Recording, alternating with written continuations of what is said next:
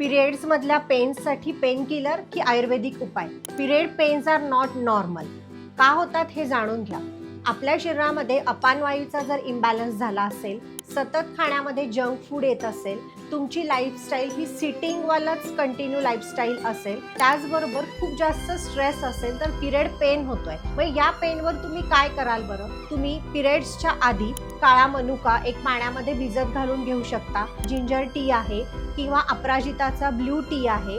Lower ॲब्डॉमेनला गरम पाण्याने शेकू शकता किंवा गरम पाण्याच्या बॅगनी पाठीचा भाग, ओटीपोटाचा भागाला आपण शेक करू शकतो. काही योगासनं आहे की जे तुम्हाला पिरियड्स पेन पासून दूर ठेवू शकता. त्यामध्ये कोणासन आहे किंवा तितली आसन आहे, बटरफ्लाय पोज ज्याला म्हणतो आपण, हे तुम्ही करू शकता.